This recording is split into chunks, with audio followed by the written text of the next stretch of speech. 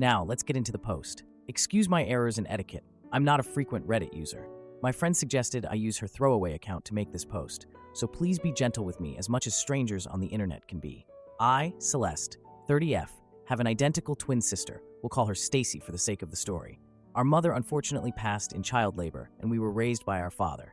Stacy has been married to Jeff for 8 years. I have been in a relationship with Mike for 3 years now. One thing I've always known about my sister is that she wanted to be a mom. Even when we were children, she was always thinking about wedding ideas, nursery themes, baby names, etc. I was always more focused on books and having fun. I am now a flight attendant, and I am also attempting to become a published author. My sister has not worked, ever honestly. When we graduated high school, we went straight to college. She met her boyfriend in college, and once she graduated, became a stay-at-home girlfriend until she became his wife. I have known for a while that my sister has been attempting to become pregnant, unsuccessfully. She has experienced a single miscarriage and has been unable to become pregnant again after thousands and thousands of dollars being spent on IVF and pretty much anything they could do because she wanted to experience pregnancy. After 5 years of no success, they have started to discuss other options. My sister isn't interested in adoption and is very adamant about having a child that has both of their DNA, her words, not mine. About 3 weeks ago, she came to my house and we were hanging out as we usually do, just chatting and watching Modern Family. She told me she had a serious question and needed to ask me while she still had her nerves. It scared me, but she asked if I could be her surrogate. I was frozen for a second and asked what she meant. She told me that I know what a surrogate was. She needed me to be her surrogate. I expressed that she knew that I wasn't interested in having children. This could definitely be due to how we came into the world, but I'll be honest and say I have never found the thought of having children appealing in any way. I told her that I would have zero issue with donating my eggs to her. However many she needed, she could have them all, but I could not carry her child. Upon hearing that, she became so angry. Her face was so red, and she was just yelling about how it's obvious how jealous and hateful I am because this is a small task. I didn't want to bring it to her attention that she has always spoken about having more than 4 kids. Would the expectation be for me to do this every time? I don't know. I'm starting to feel so bad. She ended up telling me that if I couldn't do this one thing for her, how could I ever call myself her sister? She broke a picture of us I have sitting on my mantle and stormed out. Since then, she's only texted me pictures of her diaries from when we were kids and all of their vision boards, saying that I'm stopping her from creating a family for no reason and to think about the bigger picture. My boyfriend refuses to give me advice, saying that it's my sister and he doesn't feel comfortable attempting to sway me in either direction because it's such a touchy subject. Honestly, this is the longest I've ever gone without communicating with my sister, and I am seriously on the verge of giving in. Edit. I am reading all the comments, and I want to say thank you so much. I feel so much better knowing I'm not the villain, but I would be lying if I said I am not leaning towards just doing it. This disconnect with my sister brings me immense discomfort in ways I cannot verbally express, but I see 2 frequent questions I want to answer to hopefully get different answers. Money. My mother did not die of natural causes, it was provider error. My father sued the hospital, and my sister and I have sizable trusts with that money. So money is not an issue for either of us, and her husband is financially well off as well. So not working for 9 months, or paying for the egg retrieval process, etc., isn't an issue in any way. It's more so her stubbornness for the baby to share our DNA and for one of us to be carrying it. Since we're identical, if she can't have a baby, how can I? Her lack of being able to have a child is due to a car accident we were in, which is also the source of the miscarriage she experienced. Due to her being in the front seat with our father, they took the brunt of the crash, unfortunately. Her body is now unable to carry a child, and she has had extreme complications with egg retrieval. I'm not sure about the details of how that has gone wrong, just that it is not working and not an option. It is hard to get her to discuss non-viable options so I can gain a better understanding. Doctors will not allow me to be a surrogate due to me not having a child. Thank you so much for this information. We have family dinner this upcoming Thursday because we always watch football with our dads and significant others. I'm sure this topic will come up if she decides to attend. I'm hoping I can bring this up to her. Now for a few comments. One commenter said, "Most doctors would refuse to allow you to be a surrogate as you've not previously had children. She'll be hard-pressed to find one that would. Not to mention, she's asking her sister to sacrifice her body and potentially her life to fulfill her dream. That's not fair at all. If she can afford IVF, she can afford a surrogate, not the idiot." Another commenter added, "I'd also add that her losing her temper in this way screams she's not stable enough to enter this sort of relationship with, not the idiot." Someone else commented, she did it to manipulate her sister. If she has a kid, she'll manipulate its whole life to match her vision boards. Another comment read, NTA, you are not the jerk for refusing to be a surrogate for your sister. It's your body, and you have the right to decide what you do with it. Your sister's reaction is unreasonable and manipulative, and you shouldn't feel pressured into doing something you're not comfortable with. Now for the update, 2 days later. So I promised an update tomorrow, but my dad actually ended up calling me while I was hanging out and told me to come over for dinner yesterday night so we could talk. I want to start by saying thank you so much for all the comments and advice. Some of you were jerks to not only me, but my sister and boyfriend as well. I still appreciate the help. I didn't even ask about what when my dad called. I figured he had spoken to Stacy. Based on comments, I know you guys won't be happy, but I spoke with my boyfriend about where his head was if I were to go forward with it. He told me that he loved me and would support me through any and everything, but he would not continue to sit by while my sister made me feel like trash. If I was doing this under coercion, he would not be able to support me, which I honestly completely understand. We went over to my dad's for dinner, and my sister and brother-in-law were already there. I spoke to them both when we walked in, but only my sister replied. My brother-in-law gave me the most disgusting look and greeted my boyfriend only.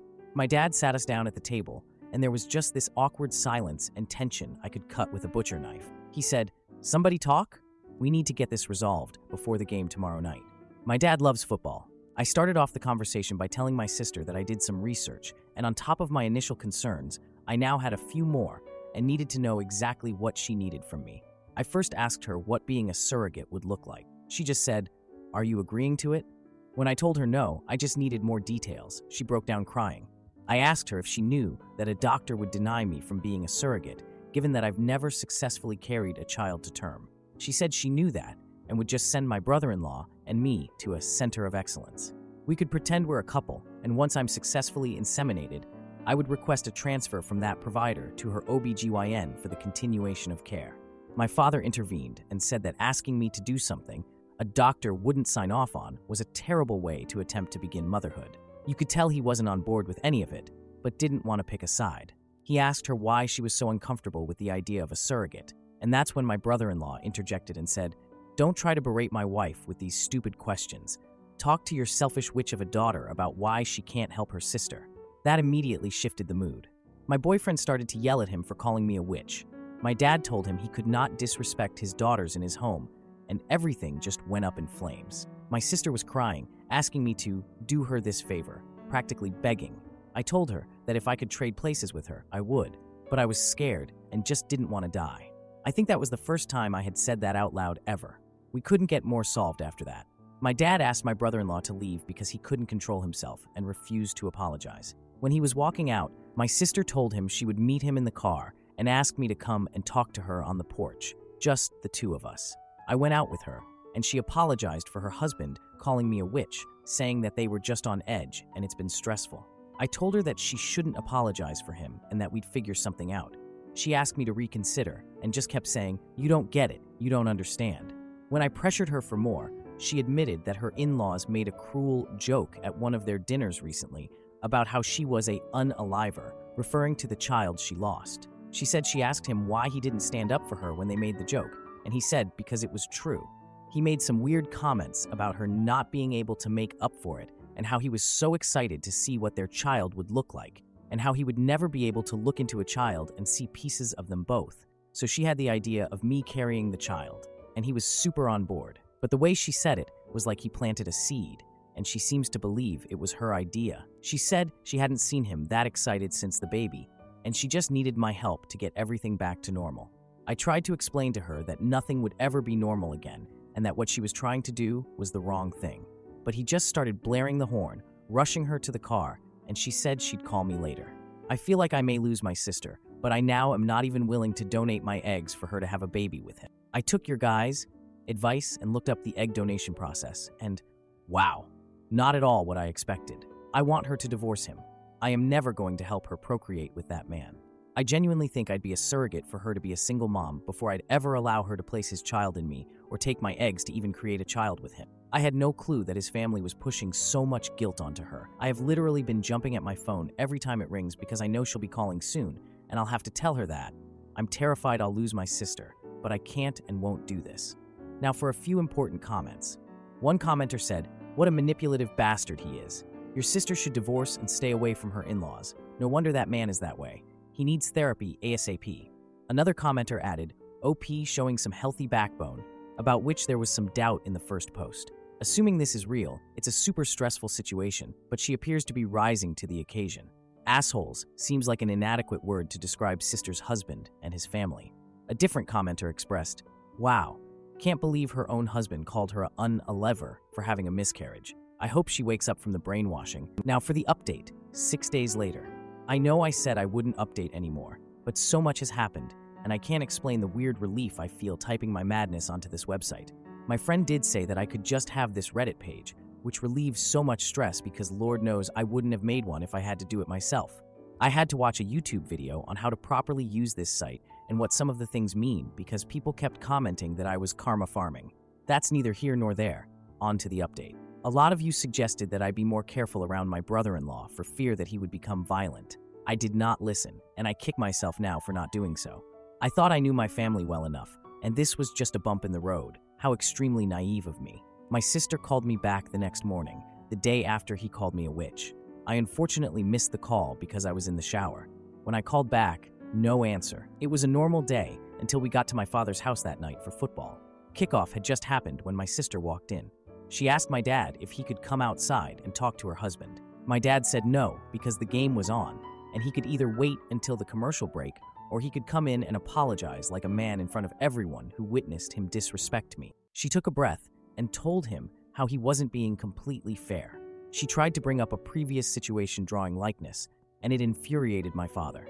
He told her how he didn't raise her to make herself small and weak for a man, and said whatever he did that made her think this is how you have a healthy relationship, he was sorry for failing her as a father.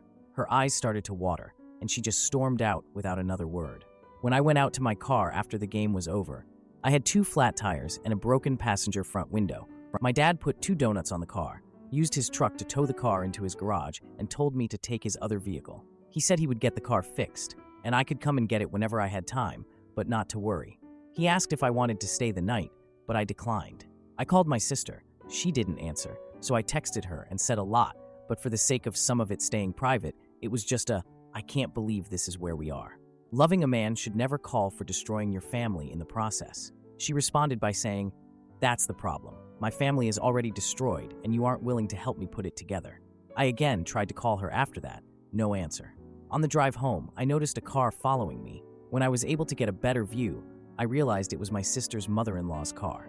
I know this only because she has a very distinct car decal that I have literally never seen anywhere else. I freaked out and called my boyfriend, asking him to meet me back at my place. When I pulled up at home into the driveway, the car pulled in behind me. Luckily, my boyfriend was turning down the street. By the time my brother-in-law got out of his mom's car and tried to walk to me, my boyfriend was running out of his car yelling at him. Jeremiah immediately started yelling, I just wanted to apologize. I just wanted to apologize. He and my boyfriend got into a small scuffle before he got into his mom's car and sped off. He did hit my boyfriend's car in the process. It didn't appear to be intentional, and his car is still drivable. After this, I obviously didn't feel too comfortable at home anymore. I packed a bag and went to my boyfriend's house and haven't really been back home since.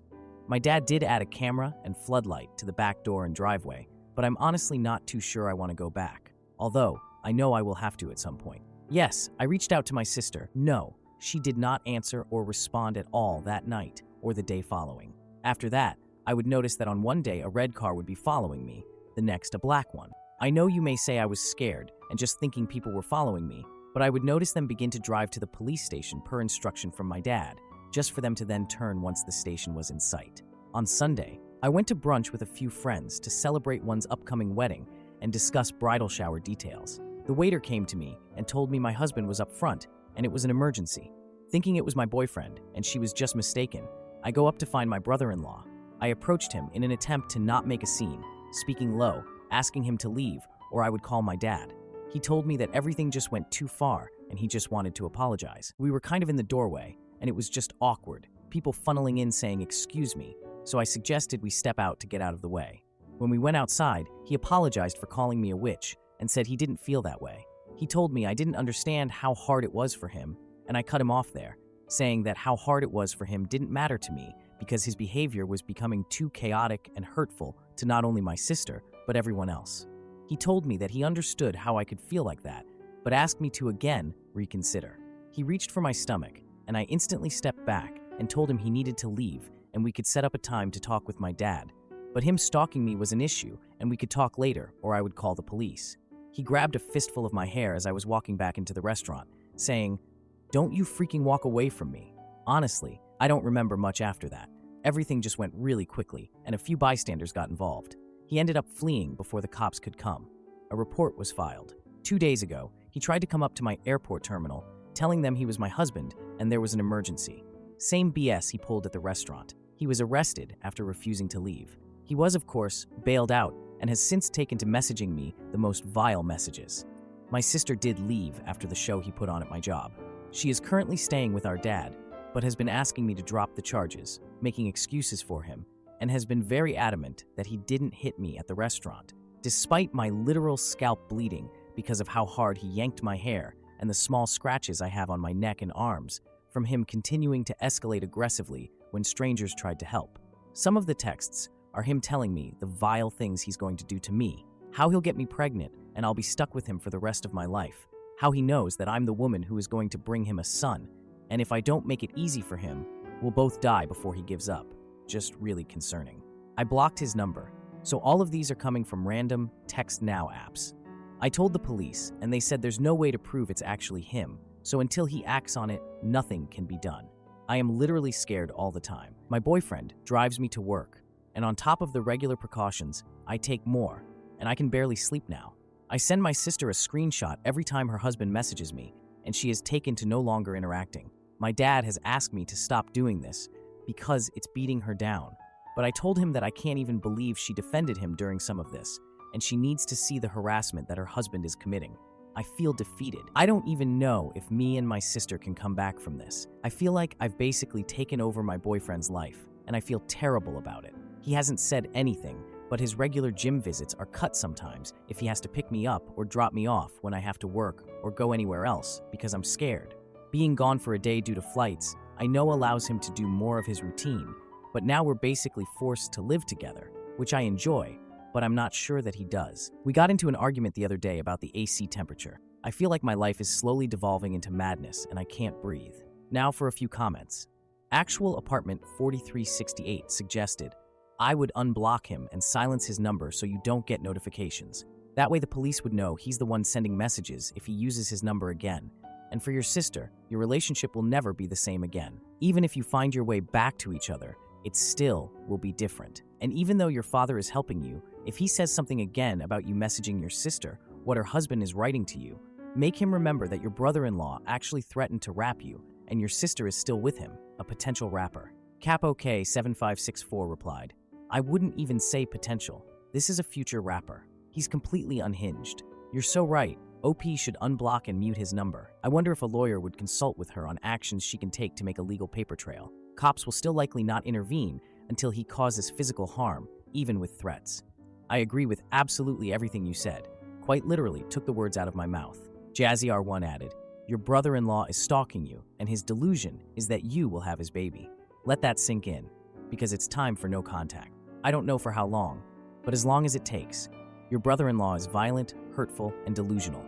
Your sister is beaten down because her husband wants her sister to have his baby and is stalking her like an episode of You. You can't reason with violent and delusional.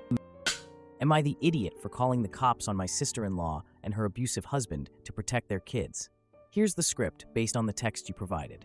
Hey everyone, my husband and I are in a tough situation with my sister-in-law Barbara, and we need an outside perspective on whether we're overreacting or if our stance is justified. We're leaning toward the latter, but are open to thoughts. Thanks in advance. Barbara has 4 boys, L, O, R, and C. Despite her having a rough history with bad relationships, her kids have always been well-behaved. The only constant man in her life has been Reese, her on and off husband, who does nothing for her or the kids except work. He blows his money gambling, cheats on her openly, and relies on her for everything else. For 7 years, she's come to us, venting about him, swearing it's the last time, but always goes back. In 2020, after yet another huge fight, the entire family intervened. We sat her down, told her we were here to help with anything she needed. Lawyers, a safe place for her and the kids, even handling the legal stuff if necessary. She agreed to kick him out, but within 6 months, he was back because he couldn't find a place to stay. This grown man, who has worked a steady job for 20 years, somehow needed help. Since then, things have gotten progressively worse. Barbara decided to stick with marriage counseling, even though the whole family urged her to leave. She's clung to the idea of honoring her marriage despite the toxic environment. As a result, her kids have started to suffer. The eldest, Elle, started skipping school and smoking heavily. A few months ago, my husband got a 2 a.m. call from Elle, who said he was suicidal and afraid to act on it. When we got to their house, we learned he had told his stepdad the same thing, and Reese told him to just do it because no one would care. My husband, understandably, punched him in the face. We took Elle to the hospital, and after his release, brought him home with us for 3 weeks to help him recover. Eventually, Elle returned to his mom's house, thinking things had smoothed over, but they quickly fell apart again. Soon enough, the second oldest, O, began having issues too. For months, they'd been fighting constantly, and we didn't realize how bad it had gotten until we couldn't get in touch with either of them. Barbara had gone silent. My husband showed up at her house unannounced, something our family often does for fun, only to find out that she had washed her hands of Elle and O for being disrespectful and kicked them out. She had even turned off their phones and didn't know where they were staying. We found out they'd been crashing with friends for weeks, trying to stay under the radar because they were embarrassed. We picked them up from school and brought them home with us again. They told us that their mom and stepdad had been bullying them, constantly fighting, and that they didn't feel safe going back. Barbara admitted that she put them out, but insisted things weren't as bad as they made it sound. Now, my husband and I want to go full nuclear, report this to CPS, the police, and anyone who can intervene. But the rest of the family wants to handle it internally. We feel like 2 minors were abandoned, and that deserves an extreme response. But the family is now saying we're overreacting, and at the end of the day, these are not our children. So, are we the jerks for wanting to report this situation and not leave it to family discussions? The 2 oldest boys are with us for now, but we're ready to escalate this. Update: we called the police. Thank you all for the support. Now for a few important comments. One commenter said, "Escalate it Monday morning. Good grief, what a mess. Not the idiot." Another commenter advised, "No, don't wait for a business day. This needs to be handled now. A call to CPS and police. You can't kick your kids out of your home. There are still 2 kids in the home. They need to be checked on too." Someone else added, "NTA, you don't handle crimes internally, like how churches and colleges protect rapists and police precincts protect dirty cops and families protect child abusers. This is child abuse. Report her." Another commenter pointed out, 100% abuse. And although the oldest 2 were the only ones kicked out, we all know that it was only because they pushed back. All 4 of those kids are suffering the same abuse. The oldest 2 are the only ones who have the ability to stand up against it. They continued, "This has been going on for far too long, while the family stood by and watched. They had a chance to handle this, and yet did nothing. This isn't about appeasing the family. This is protecting those poor, defenseless children and advocating for them all when they can't do it for themselves." Update: 13 days later. It's been nearly 2 weeks since I made my original post, and it's been a wild ride. I have to be incredibly vague because of the newly opened case, but here's the most important thing. All of our nephews are safe with us. The boys have always had a place here and have visited often since they were tiny, long before any of this chaos started. So, while the transition has been emotionally jarring for them, the move itself was thankfully smooth. Now, as for Barbara and Reese, they're facing charges regarding their treatment of the boys. It was worse than we originally thought. Barbara seems remorseful, but my husband is still livid. He believes she's only feeling sorry now that everything's out in the open and consequences are on the table. Whether her remorse is genuine or not, I'm just relieved we took action when we did, because it's terrifying to think how much worse things could have gotten if we hadn't. Family-wise, everything is a mess. The entire family is split over this, and it's not even worth the text to go over the thoughts of those who oppose us. Those who have sided with us, however, have been a tremendous help. Even though there are a lot of family issues and the logistics are complicated, frick it, we made the right decision. What I can share in more detail is that soon after I posted, Reese showed up at our house, demanding that the boys return home with him. They refused. I told him to leave, but he escalated things, got loud, aggressive, and started cursing at me and the boys. My husband wasn't home at the time. He was out picking up clothes and toiletries for L&O. I can only assume Reese felt emboldened by my husband's absence, because out of nowhere, he sucker punched me right in the mouth. And Reddit, I'm not ashamed to admit, I saw red. I swung back. It wasn't smart, but I did. He wasn't expecting that. I'm nice and really easygoing, but I guess I forgot that. I jumped on him, and let's just say, he didn't expect a fight. I might not have landed the best hits, but he wasn't prepared for one at all. He scrambled out of there and sped off. I immediately called 911 while the boys called my husband, who thankfully was just around the corner. I'm fine, just ended up with a busted lip that looked worse than it was, though my husband insisted I go to urgent care. The police met us there, and that's when we reported everything. Reese's attack and the whole situation with the boys. Reese and Barbara were picked up the next day, and in the middle of all this shoot, I found out I'm pregnant. Yup! While I was at urgent care, they ran a routine test and boom, positive. I had no idea, no symptoms or anything, but it's still super early. All things aside, thank you for all of the comments, advice, and ideas. Your support made a difference, and my nephews are safe. Now for a few more comments. One commenter remarked, "Anyone else think of the woman who took a hammer to a guy's window when he threw hot coffee on her in the fast food drive-thru?" And her interview where she said, "Women are allowed to have responses other than crying."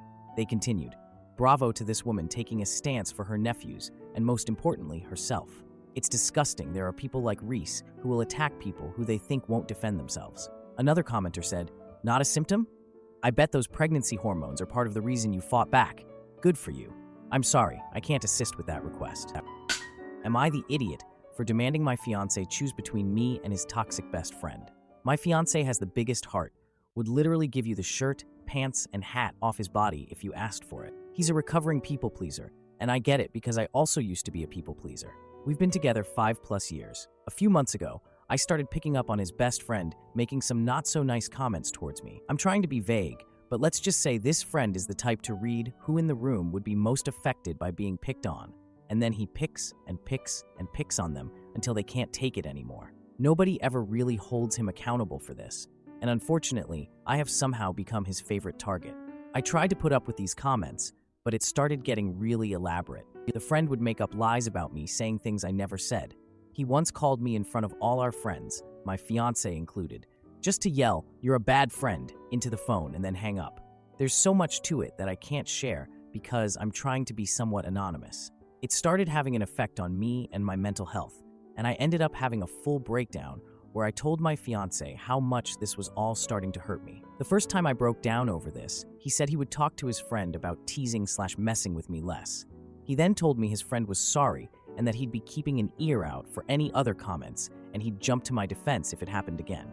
A few weeks later, I had a second breakdown over all this. The situation itself is hitting a very specific childhood trauma/trigger for me, and he admitted that his friend didn't actually apologize. He actually said he was sorry I was too sensitive to understand his humor. At that point, I told my fiancé, my friendship with this person is over, and I want zero contact from here on out, even if it means I have to miss out on events and parties that I'd otherwise love to go to. He agreed with me that all of this is being done with the intention to get a rise out of me, and that even if we tried to get through to this friend, he's so diabolical that we could never fully trust him to not treat me at least a little bit shitty.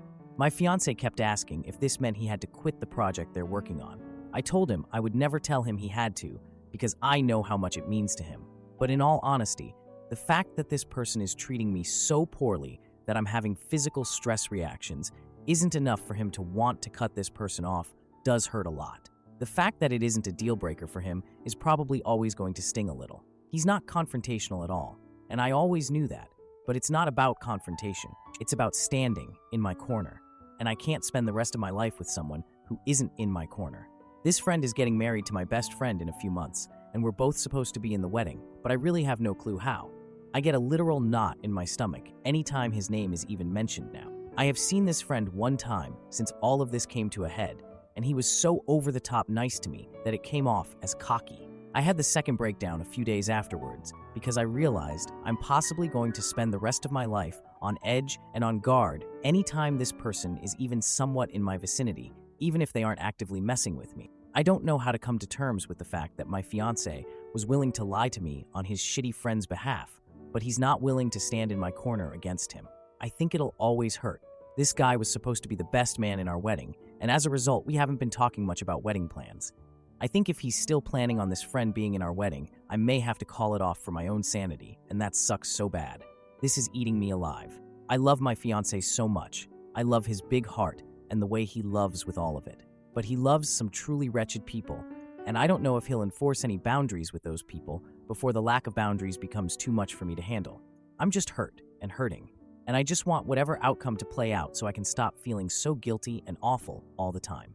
Now for a few important comments. One commenter said, "If your fiancé will not stick up for you, it's more than just being a people pleaser. He's a doormat."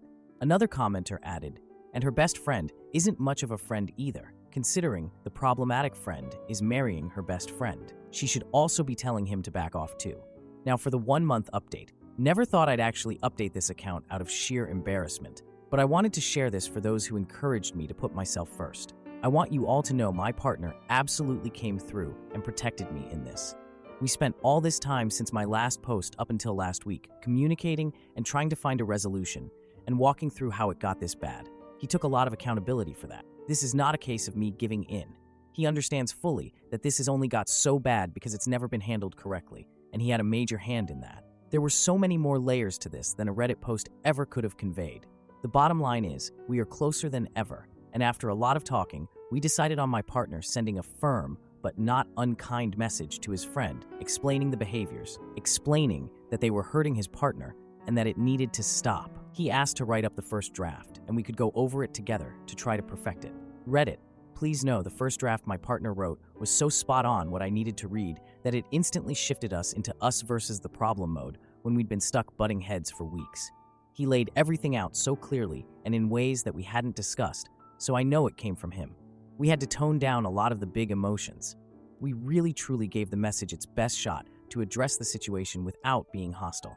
We knew the response would be bad no matter what, but I don't think anything could have prepared us. This man went full scorched earth and blew up everything almost immediately. He insulted my partner. He told him these events didn't happen the way I claim they do. He demanded they meet up alone with a mediator. He even threatened to reach out to my partner's parents to fill them in, which is probably the moment we stopped taking his responses seriously. All of us are almost in our 30s. If once wasn't enough, he threatened it twice. We actually had to call them and warn them that he would be showing up at their place later this week and not to open the door. There's still a good chance he'll attempt it. We stayed respectful throughout all of this, which I feel good about. We didn't stoop to his level. We didn't insult anyone. We asked for basic human respect, and somehow it blew up spectacularly. In the end, we both received a massive wall of text from my now ex-best friend, fully backing up her man and telling her side of the story, which is so insanely far off from what actually happened that all I can do is laugh. We've been shifting from crying to being dumbstruck to just straight up laughing because of the absurdity. I went into this thinking she was brainwashed, but it turns out I was wrong. They're a perfect match. I wish them all the best. I am sending them one last message, setting the record straight, which my partner and I decided together was the best approach, apart from just ghosting, before moving on from this entirely. I'm going to make it very clear this is done. Zero contact indefinitely, and I will never look back. My partner and I both deserve way better friends, and we both see that so clearly now. I am so glad I learned my friend's true colors before we dropped $800 on a hotel for their wedding. Thank you to everyone who was kind. Not only did I put myself first in the end, but my partner did too.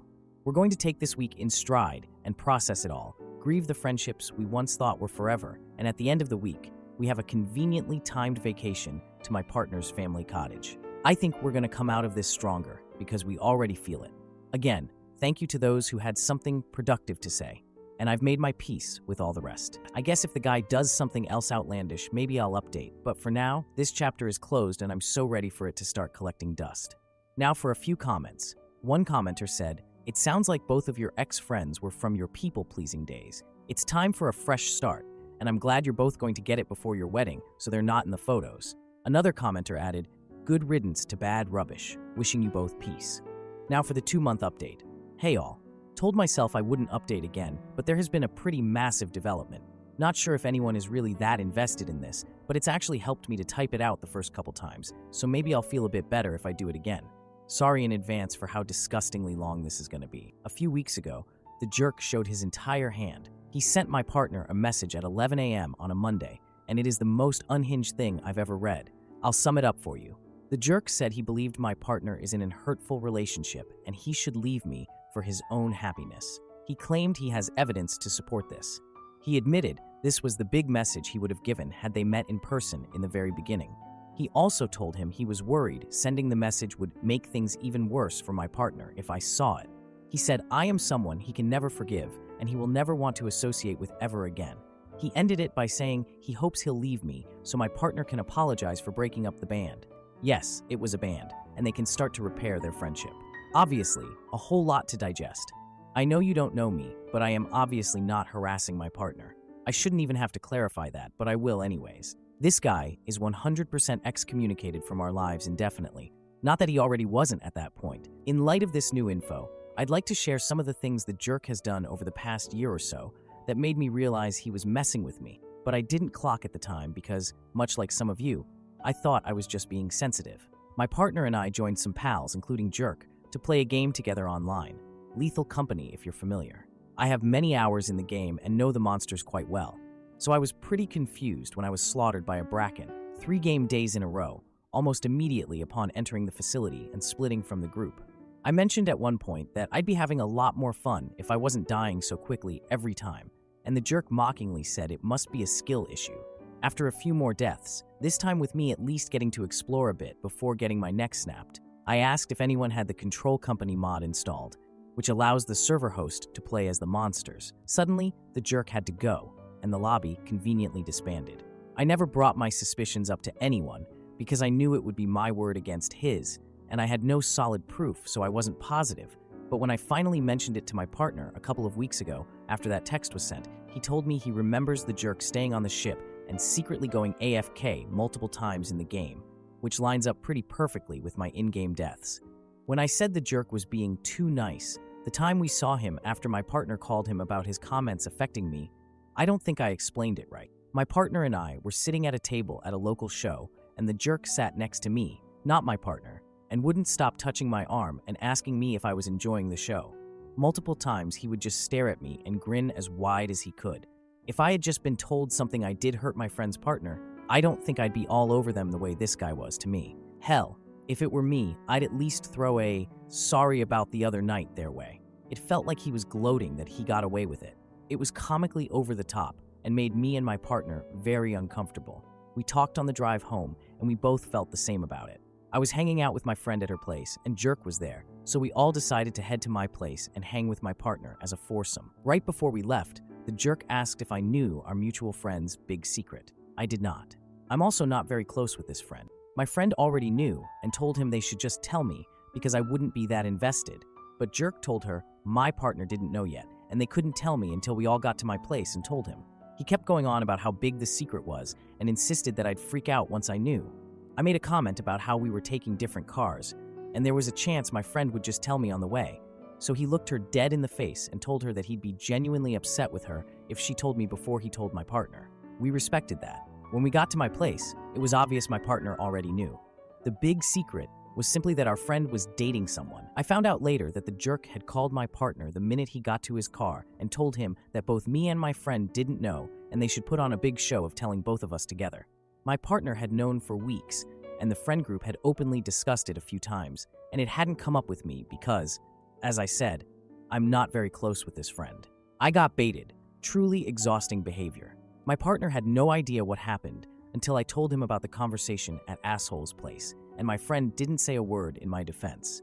I typed out exactly why this was ridiculous once all this came to a head, and they both refused to even acknowledge it. I dyed my hair blue, and my first outing with the new hair was with the whole group. I went all out on my makeup and outfit and was pretty stoked on it. I'm not exaggerating when I say the Jerk made 20+ jokes about my hair in the span of about 15 minutes. It was pretty much every time he interacted with me, which he seemed to go out of his way to do specifically so he could make jokes about my hair. If you've ever had blue hair, then you've probably heard most of the jokes he was making. I laughed along for the first few. I can definitely handle banter, as it's a huge part of almost all of my friendships.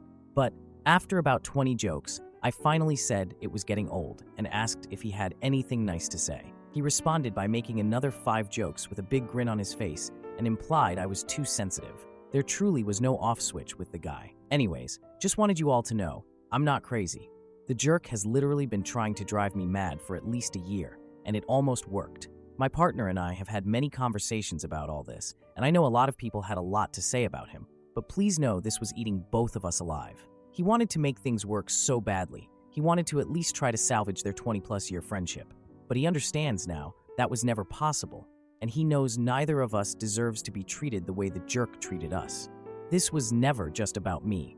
If he was a good friend to my partner, maybe things would be different, and we could have tried harder to get through to him, but this is just who he is at his core. He's known for being a prick for no reason and lying about it, and there's no space in either of our lives for that. Anyways, I doubt the jerk can top that message, so this is the last update I'll give. My partner and I are coming out of this way stronger. The jerk has completely brainwashed my friend, and I've made my peace with it. She can have him. Godspeed to the both of them. Thanks to all who showed understanding. Hopefully, this is all going to be behind us very soon, once the dust fully settles. Now for a few comments. One commenter said, "It all sounds like he was jealous of you and was threatened by your relationship with your fiancé. He probably felt that you were taking his best friend away from him." Just a quick question. Did you date your fiancé before or after your ex-best friends started dating? It's just that if they started after you, he could have done it to punish you and take her away from you, and/or to make sure he stayed close to your fiancé. Also, did it ever cross your minds that your boyfriend's ex-best friend was in love with him because his behavior sounds indicative of a jealous ex-lover? I'm not saying that your fiancé was in love with him, or even did anything with him, only that his ex-best friend's feelings could have been one-sided and not known to your fiancé. Anyway, I hope that you two can concentrate on your wedding now that the toxic people are out of your life, and that you both have a wonderful future together and a beautifully unforgettable wedding. Then OP replied, "The jerk met my friend through me, and I truly don't think he was in love with my partner, just loved to control him. He tries to control everyone around him.